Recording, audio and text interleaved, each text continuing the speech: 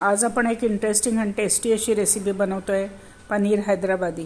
भाजी बघा किती सुंदर दिसते आहे। ही भाजी तुम्ही तंदुरी रोटी, नान, पराठ्यासोबत खाऊ शकता। एकदम टेस्टी अशी रेसिपी आहे। बघू शकता भाजीचं टेक्स्चर किती छान आलेलं आहे। भाजीचा रंग बघा किती सुंदर आलेला आहे। ही रेसिपी तुम्ही छोट्या मोठ्या पार्टीला बनवू शकता किंवा सणावारालाही बनवू शकता। ही बनवायची मी सोपी पद्धत सांगणार आहे, बऱ्याचशा टिप्स देणार आहे, तेव्हा व्हिडिओ शेवटपर्यंत नक्की बघा। माझ्या चॅनेलवर खूप साऱ्या रेसिपीज टाकलेल्या आहे, लंच, ब्रेकफास्ट, डिनर आणि स्वीट डिशेस, त्या तुम्ही चॅनेलवर जाऊन बघू शकता। चॅनेलला सबस्क्राईब करायला विसरू नका। आता आपण रेसिपी बनवायला सुरू करूया। आज आपण पनीर हैदराबादी बनवतोय आणि त्याच्यासाठी आपण 200 ग्रॅम पनीर घेतलेलं आहे।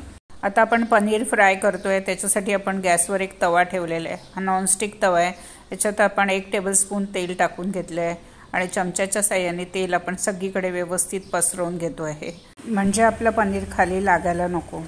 आता आपण त्याच्यावर पनीरचे सगळे तुकडे टाकून घेतलो आहे। गॅसची फ्लेम आपण कमी ठेवलेली आहे। सगळं पनीर आपण आता टाकून घेतले आहे तव्यावर। हलक्या हाताने एक साईड पलटवून घेतोय आपण आणि दुसऱ्याही साईडने याच रंगावर आपण आलटून पलटून गोल्डन कलर येईपर्यंत परतून घेतोय। बघू शकता किती छान कलर आलेला आहे। पनीरला आपण एका प्लेटमध्ये काढून घेतोय। आता आपण भाजीसाठी मसाला बनवतोय, त्याच्यासाठी गॅसवर एक कढई ठेवलेली आहे आणि 2 टेबलस्पून आपण तेल टाकून घेतोय। तेल आपलं गरम झालेलं आहे। त्याच्यामध्ये आपण एक मोठ्या साईजचा कांदा लांब लांब चिरून असं टाकून घेतो आहे। गॅसची फ्लेम आपण मीडियम ठेवलेली आहे आणि मीडियम गॅसवर व्यवस्थित कांदा 2 मिनिटं आपण परतवून घेतोय। कांदा आता आपला थोडासा नरम झालेला आहे। त्याच्यामध्ये आपण गाजरचे 7-8 तुकडे घेतलेले आहे आणि ते टाकून घेतो आहे। मोठ्या मोठ्या साईजमध्ये आपण चिरलेले आहे ते। गाजरला कांद्यासोबत आपण परतवून घेतो आहे। गाजरामुळे मसाला एकदम टेस्टी बनतो। आता त्याच्यामध्ये आपण 5 ते 6 लसणाच्या पाकळ्या टाकून घेतो आहे आणि अद्रकचे 3-4 तुकडे आपण छोटे छोटे टाकून घेतो आहे आणि अद्रक, लसूण, गाजर आणि कांदा व्यवस्थित आपण परतवून घेतो आहे। 2 ते 3 मिनिटं त्याला कांद्याला सॉफ्ट होऊ देतोय। आणि आता आपला कांदा बऱ्यापैकी सॉफ्ट झालेला आहे। बघू शकता कसं दिसतो आहे। आता या स्टेजवर आपण त्याच्यामध्ये 3 मिरच्या आहे घेतलेल्या आपण, या कमी तिखट मिरच्या आहे आणि त्याचे मोठे मोठे तुकडे करून टाकून घेतो आहे।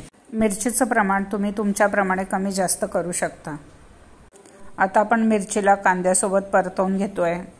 अजून 2 मिनिटं आपण हा मसाला व्यवस्थित परतवून घेतलेला आहे। आता त्याच्यामध्ये आपण पालक आहे, त्याचे 7-8 पानं घेतलेली आहे, ती टाकून घेतो आहे आणि कोथिंबीर आहे, ते 2 मोठा चम्मच कोथिंबीर आपण टाकून घेतलेली आहे आणि कोथिंबीर आणि पालकची टेस्ट मसाल्यामध्ये खूपच छान लागते। मीडियम गॅसवर आपण 2 मिनिटं व्यवस्थित परतून घेतलेला आहे सगळा मसाला। बघू शकता कसा दिसत आहे। आपला मसाला तयार झालेला आहे। एवढा शिजवायला मला 8 ते 9 मिनिटं लागलेले आहे। आता आपण गॅस बंद करून घेतोय आणि मसाला एका प्लेटमध्ये काढून घेतो आहे आणि त्याला थंड करून घेतोय। थंड झालेला मसाला आपण मिक्सरच्या एका भांड्यामध्ये काढून घेतो आहे आणि त्याला व्यवस्थित मिक्सरमधनं फिरवून स्मूथ अशी पेस्ट करून घेतो आहे। आता आपण मिक्सरमधनं मसाला छान वाटून घेतलेला आहे आणि एकदम स्मूथ अशी पेस्ट झालेली आहे। बघू शकता कसं दिसत आहे। आता आपण ह्याला एका बाउलमध्ये काढून घेतोय। आपला मसाला तयार झालेला आहे। आता आपण पनीर हैदराबादी बनवायला सुरुवात करत आहे। त्याच्यासाठी आपण गॅसवर एक कढई ठेवलेली आहे आणि त्याच्यामध्ये आपण 4 टेबलस्पून तेल टाकून घेतो आहे। तेल आपलं गरम झालेलं आहे। त्याच्यामध्ये 1 तेजपत्ता टाकून घेतो आहे, 2 विलायची टाकतो आहे, 3 लवंगा टाकतो आहे आणि 2 दालचिनीचे तुकडे टाकून घेतो आहे। गॅसची फ्लेम आपण कमी ठेवलेली आहे आणि आपण 1 मिनिट खडे मसाले व्यवस्थित परतवून घेतोय। आपले खडे मसाले आता परतवून झालेले आहेत। त्याच्यामध्ये आपण वाटून ठेवलेला हा जो मसाला आहे तो सगळा टाकून घेतो आहे आणि कमी गॅसवर त्याला आपण व्यवस्थित शिजवून घेतो आहे। 4-5 मिनिटं मसाला कमी गॅसवर व्यवस्थित आपण शिजवून घेतोय। बघू शकता मसाला किती छान स्मूथ झालेला आहे आणि किती छान टेक्स्चर आलंय त्या मसाल्याचं। आता सगळीकडनं तेल सुटायला लागलेलं आहे। आपण 4 मिनिटं व्यवस्थित परतवून घेतलेला आहे कमी गॅसवर मसाला। आता आपण 2 चम्मच दही टाकून घेतो आहे। महत्त्वाची टीप आहे की दही घट्ट आणि फ्रेश दही टाकायचं, आंबट दही अजिबात वापरायचं नाही। आता आपण व्यवस्थित मिक्स करून घेतो आहे आणि 4 ते 5 मिनिटं कमी गॅसवर आपण व्यवस्थित शिजवून घेतो आहे। सतत परतवत राहायचं। आता 4 मिनिटं आपण शिजवून घेतलेलं आहे। बघू शकता सगळीकडनं तेल सुटायला लागलेलं आहे।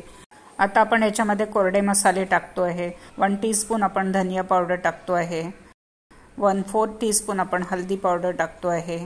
1/2 टीस्पून आपण जिरा पावडर टाकतो आहे। 1/2 टीस्पून आपण काळी मिरी पावडर टाकतो आहे।